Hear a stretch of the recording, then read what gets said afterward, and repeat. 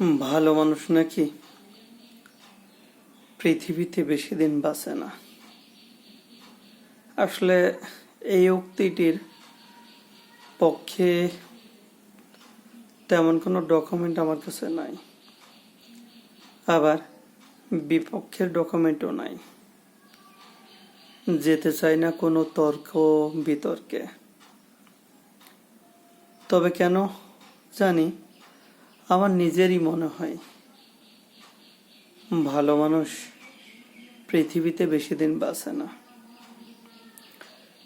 আজ বড় বেশি মনে পড়ছে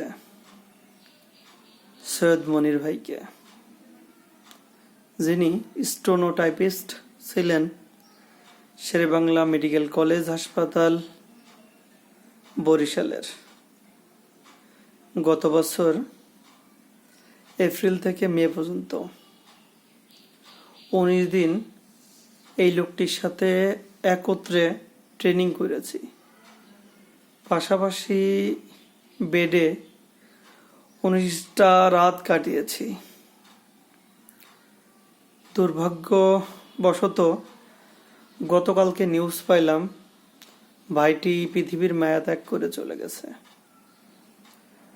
কেন ভালো মানুষ বলছি? সুদূর বরিশাল থেকে আগত আমার থেকে কিছু বয়স বেশি মানুষটির মুখটি সবসময় হাস্যোজ্জ্বল থাকত। পাশাপাশি খুব কৌতূহল ছিল তার প্রত্যেকটা বিষয় জানার জন্য। ট্রেনিংয়ের মাঝখানে যতটুকু সময় পাওয়া যেত সাথে সাথে উঠে ডায়াসে দাঁড়িয়ে মাইক্রোফোন অন করে একটি হাদিস শোনাতেন। সেই হাদিসের ভালো খারাপ দিক নিয়ে তর্জমা করতেন। প্রত্যেকটা ওয়াক্তে নামাজের জন্য প্রত্যেককে ডাকতেন। এশার নামাজ শেষ করে তারপরে খাওয়ার টেবিলে। বড্ড ইচ্ছা ছিল বরিশাল যাব, ভাইয়ের বাসায় যাব, ভাইয়ের সাথে দেখা করব। আর হয়তো হবে না। আর বরিশাল যাওয়া হলে সৈয়দ মনির ভাইকে হয়তো আর কোনোদিনই খুঁজে পাবো না। সৃষ্টিকর্তা মানুষটিকে তুমি জান্নাতুল ফেরদৌসের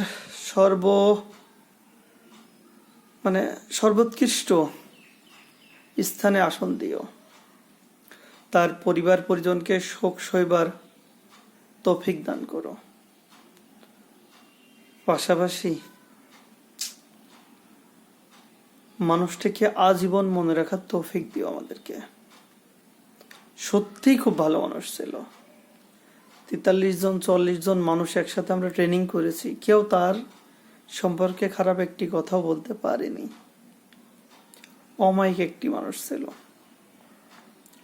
তাই তো আবারও বলতে হয়, ভালো মানুষ এই পৃথিবীতে বেশি দিন থাকে না, বা সৃষ্টিকর্তা তাকে বেশি দিন রাখে না।